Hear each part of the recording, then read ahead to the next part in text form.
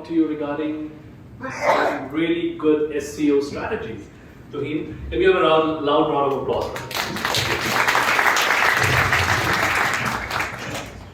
Good morning, everyone. So my name is Tuhin, and today I'll be discussing about some of the adaptive SEO strategies which one can use on various verticals.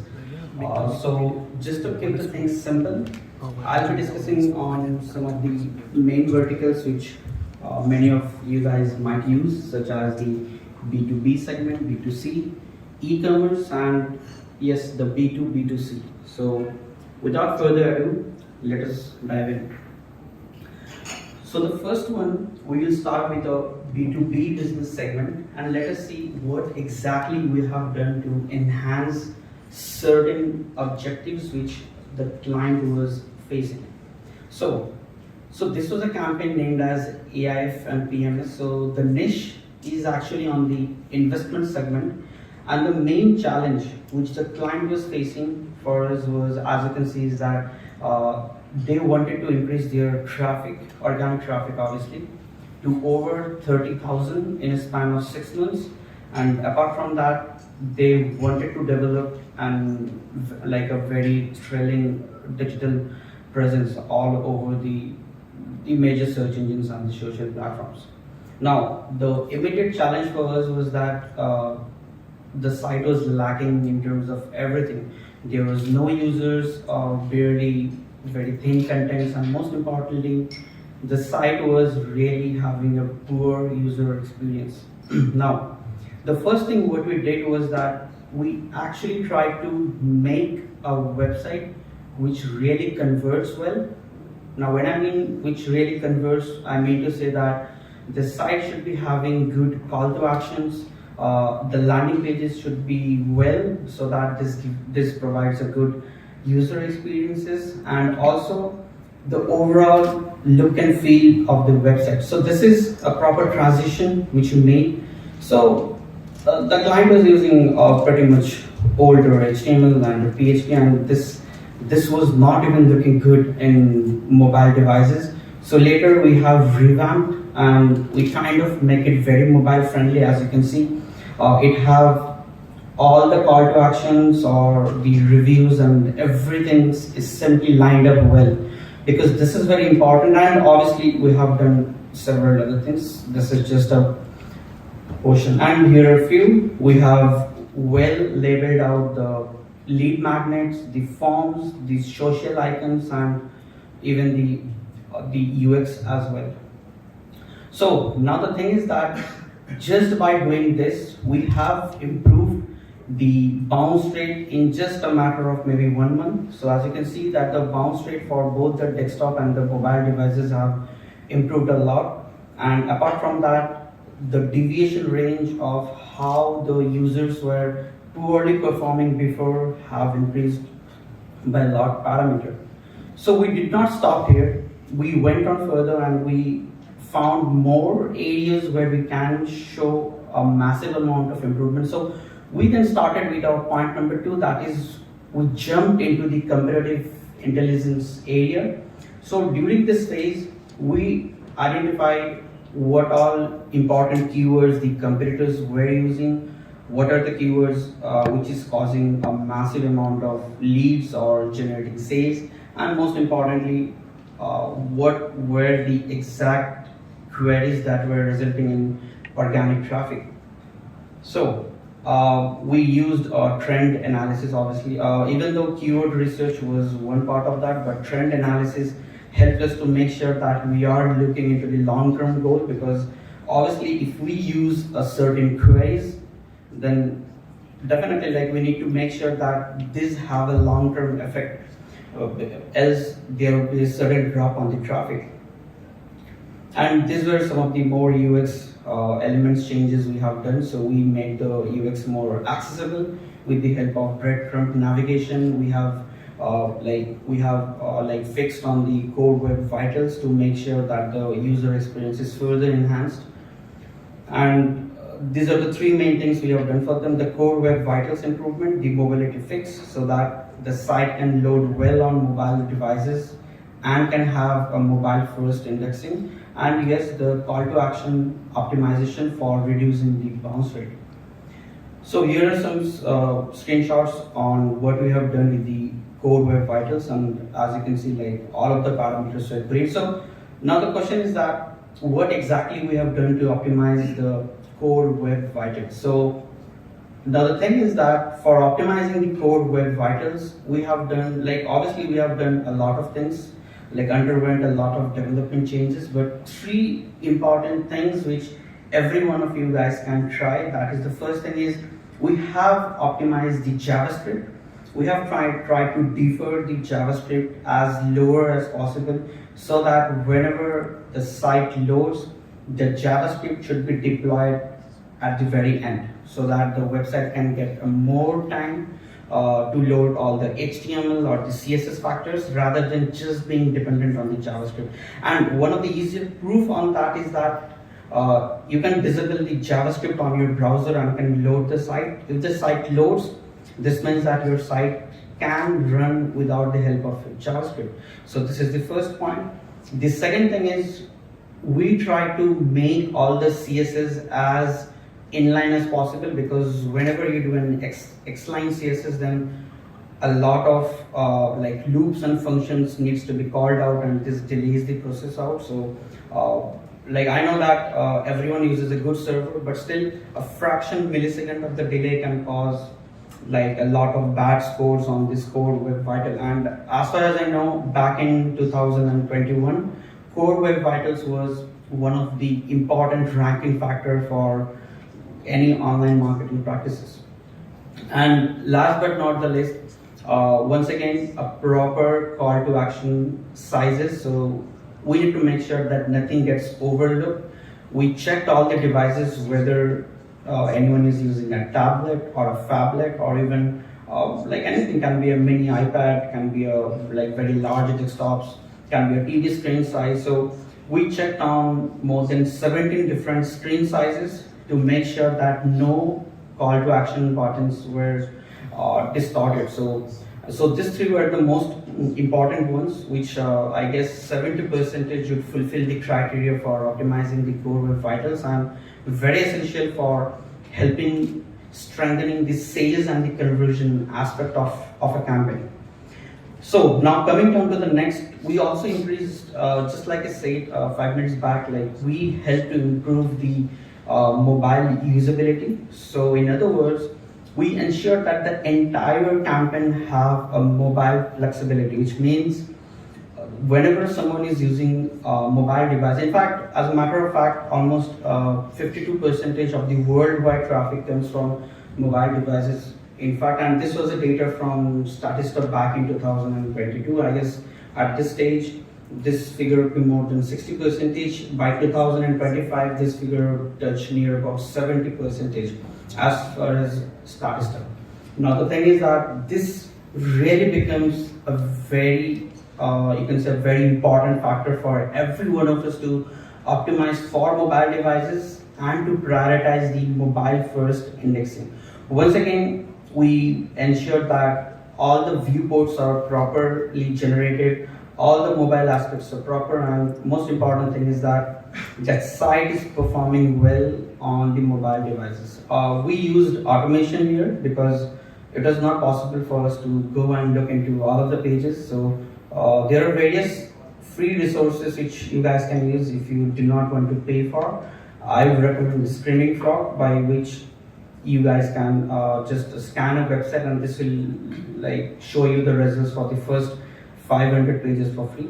So we used a lot of automations to get this thing done faster. And one of my interesting portion is that we designed the content creation based on the customer's buyer's journey, based on an AIDAL model. So we first increased the awareness, then the interest, then the desire, then the intent, and lastly the loyalty. So in other words, we have divided the entire keywords into 3 segments, as you can see from the screen, like informational, commercial, and transactional. So I often find that people does a mistake in targeting a bunch of keywords in the same pages. So that's not the right strategy, or I would say that is not the right proactive strategy, because If you have a blog page, this should be informational. If you have a landing page, this should be transactional or sometimes can be commercial as well. Or if you have a YL pages, that can be commercial. So it's very obvious to target the right amount of keywords to the right amount of pages. Now if any SEO guys are out here, so you guys can know that this eradicates a lot of issues on the crawl budget and on the layman person over here. So let me tell you that this really smoothens the process for search engine crawlers to find what all keywords is being targeted to the right amount of pages. So in the end, your site's architecture becomes quite smooth. So it's good for humans, it's good for the bots to check your website, and this increases the overall longevity of how your site would rank in the long term. So we have done that for literally for all of the keywords which we were targeting. And this is some of the examples which I just said, like the informational can go to the blogs or guides, commercial can go to the category pages, reviews, or even the YL pages, and transactional can be the landing pages or your business page where your most revenue would come in. Okay, now here comes a bit of an AI. So the thing is, what we did was we use semantic engineering. Now before diving further, let me first tell you that semantic is actually a branch of science which deals in understanding the human's psychology as what they want when they visit a particular landing page. I'm not talking about bounce rates or something like that. Those things are very basic. And you guys can find that from the usual Google Analytics. But what I'm saying here is even more. So we used 4 parameters, as you can see: cosine similarity, semantic proximity, sentiment analysis, and TF-IDF. So I just brief what you have done. So with the help of cosine similarity, so this is an algorithm which you use to find the similarity of the landing pages versus their competitors. So if we target one keyword of the landing page of my client, so we calculated a score which indicates what is the similarity between that keyword versus that landing page, and this is we have repeated for more than 50 plus competitors out there. If you guys are wondering how we have done that, so I have a patented SaaS application for SEO by the which we have developed, and unfortunately this is not open for anyone. So this is only for the people who we serve internally. So, and we have a patent for this, by the way. And this is also open. If you guys head on to patents.google.com or even patents.microsoft or bing.com, then cosine similarity is just an algorithm which is simply a mathematical calculation. That's it. With the help of semantic proximity, we have calculated what is the nearest neighbors, what is the chances of getting a site into more ranking state of art rather than just going behind some irregular keywords. So this gives really a lot of the chances to reduce the errors. Sentiment, as you know, we kind of understood what are the sentiments, so that there is a huge relevancy in terms of the keyword versus the landing page. Now I know that back almost a decade back or 5 to 6 years back, people used to have the habit of calculating keyword densities, but I think that's vague because that does not work anymore. So even that was never been a factor.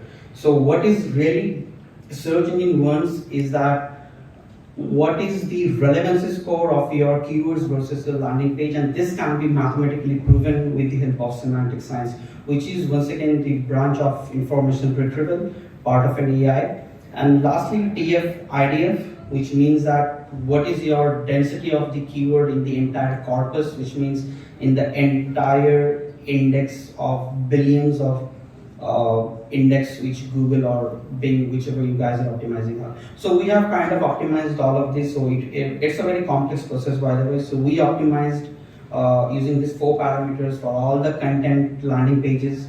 We ensure that all the landing pages have good similarity score, good relevancy, good keyword weightage, which means that people can really find these pages. If they really searches, the intent can be mapped properly, and we have proceeded from there.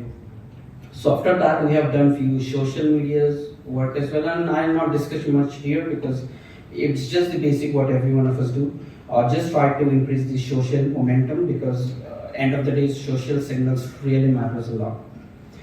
And one of my most favorite part is that we leverage, because the thing is that building backlinks, the thing is that building backlinks is okay, but the thing is that building backlink from the right and the relevant sources is very important. So we leveraged on 3 areas: the domain authority from where the backlinks are made, the trust flow from where the backlinks were gathered, and the citation flow as well, which means the amount of trustworthiness, the amount of, you can say the amount of link juice, and the amount of top rated domain authority. So we have ensured all of these things, and this was the result which we have obtained after 6 months, as you can see. So we have started near about at 13,000, and we have increased that to 30,000, and these are organic searches, almost a growth of 132% growth over the course of 6 months. Actually, it was done in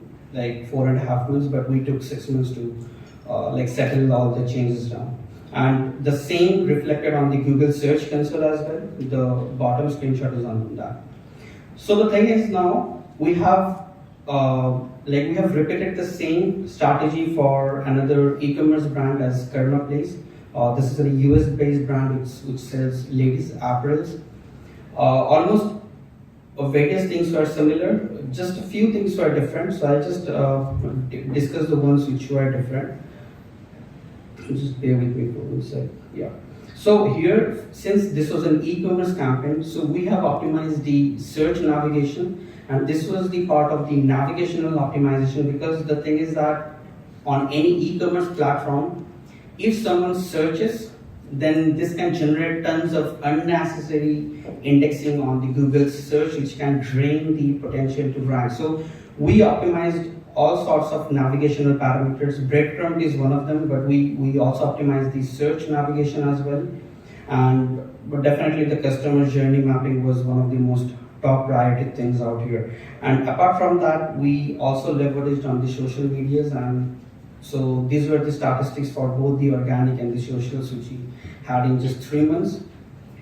So this is one of an interesting niche, even though this is from a B2B segment, but the niche is an iGaming. Now, I find specifically for Europeans, if someone is from Europe out here, you guys might know that one of the famous niche on Europe is iGaming or casino related. Now, there's a lot of restrictions in marketing when it comes to a casino or an iGaming. You cannot run, even though you can run Google Ads up to a certain extent, but you have a lot of restrictions on there.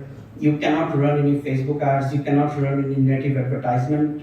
You can, but with very limited access. And the most shocking part is that the niche is very expensive, almost $15 to $25 for a single traffic, and this is like you need to invest lots of money and you will get nothing. So a proper SEO strategy can be formulated on an iGaming niche as well.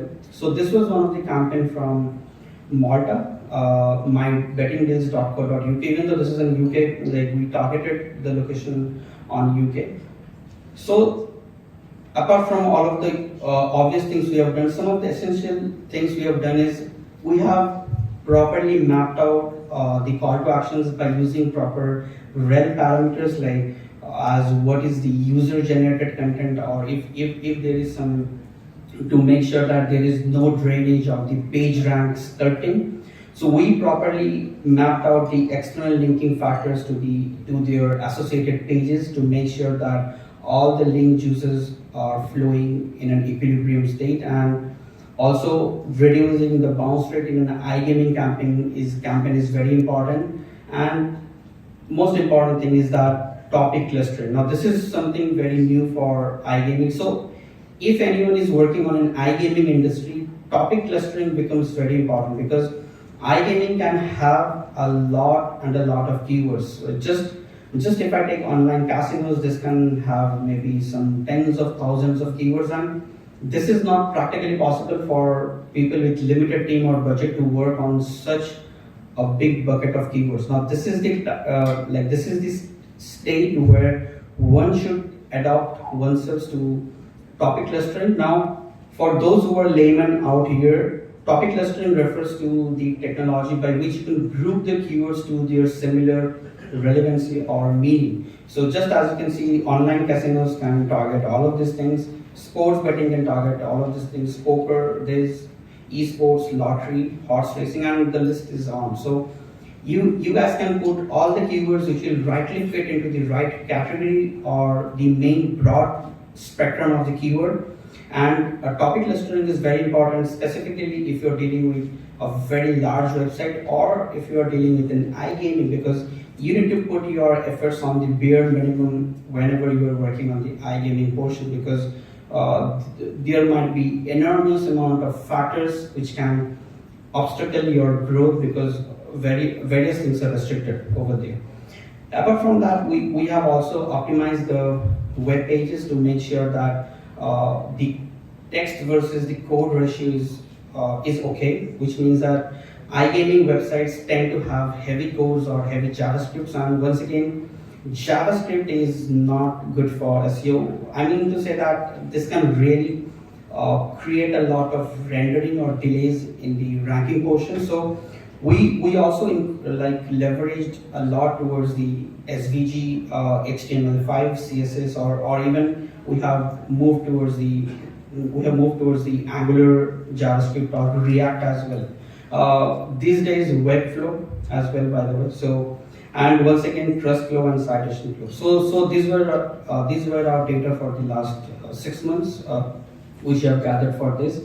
And moving down to the last segment of today's discussion is for a B2B2C segment, which we barely find often. A business which can sell to both a business or to both the customers, type of a wholesaler and a retailer at the same given spot.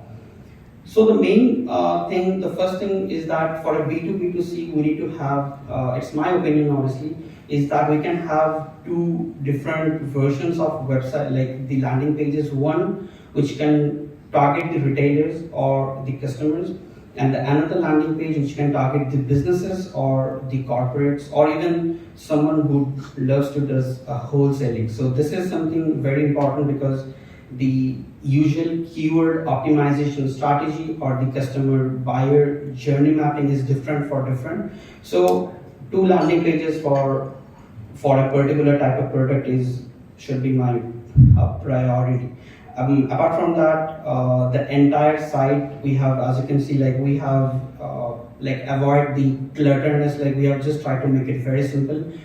We have just tried to include the product followed by their small informations, and we have included the product structured data as well. So structured data is a piece of information which can be embedded into search engines to make sure that they adequately knows enough on what is your product, what is the services which you are selling, and what are the behind the scenes informations about that. So we have included a lot of product structured data for the entire campaign. And we have done some bulk keyword targeting. Once again, we have utilized keyword clustering. So we have formulated the right sets of keywords for a single page, so that the overall effort can be as bare minimum as possible. And yes, the most important portion for approaching a B2B2C brand is that we also leveraged on the branded keywords as well. But the thing is that this particular strategy would not give any short-term success, because obviously if you are aiming for some branded keywords, then this will be you need to wait for several months. In fact, almost 10 months to almost a year until you see some success. But the thing is that the moment when you see that your branded keywords have attained some momentum on the search, this is where your authority entity can be really formed. Now the entity is that your entire business significance can be formulated in the search engine, so that people can search engines or crawlers, bots, spiders, whatever you say, they can well enough formulate that, okay, this is an entity for this particular brand which sells to both retailers and the wholesalers out there. So you can really map out the things very well. And last, before concluding, so a deep structure, specifically for something on B2B2C, the structure might be very deep, because obviously a product is selling to both the businesses and the customers. the direct customer. So a proper structure, architecture of the site is very important. So I would recommend to follow the silo architecture here, where once again, as I mentioned, that if you're targeting the retailers, they should be labeled out well. If you're targeting the wholesalers, they should be labeled out well. So the proper site's architecture should be mapped out properly. This really eradicates a lot of hassle in going to and fro at later part of your journey. And yes, blogs is very important for this kind of niches. So like a constant analysis over the blogs across the keywords, or what's being into the play, what's not into the market trend. If something is not into the trend, you can eliminate them, do a 301 redirection, and if something is on the trend, you can do a new blog, and so on. So at the end of the journey, so we have also increased, as you can see, their organic growth to more than 1 million. So this was the statistics from like as you can see on the screen. So here are some of the revenue portions as well. But so that's it. So my main purpose of today's discussion is to show that how, because the thing is that SEO is important as a part of online marketing for every businesses, which I believe. But the thing is that a right amount of strategy is the ultimate king, because it's not all the things that needs to be done, because there are agency owners, there are freelancers, there are vendors who can try to pitch into you for every single thing. Like you need to do this, you need to do that, you need to pay us this, you need to pay for this packages. But the next time if someone says something like that, you need to be vigilant, because not everything which is pitched to you guys is useful or important for your business. The only certain things is useful if that can really accomplish your goal or your objective, and just by doing the most proactive strategies out there. And this can be anything. This can be on the technical side, on the content side, on the keyword optimization, and can be any single thing. So just be vigilant, follow the proactive rules, and next time if you head out to someone for a right strategy, make sure that you first look into the strategy well, and go with your gut feelings that if the strategy is good, long down the line, maybe like 6 to 8 months down the line, you will get success with the SEO. Instead of that, if you just like run behind every single thing and you want to look cool that okay, I'm trying every single thing out there, I think this would just be a waste of time for both you and whomsoever is working for your company. So that's all for today. Thank you. And also I have a booth card down there, so if anyone wants to discuss with me, so feel free to find me over mine. Thank you.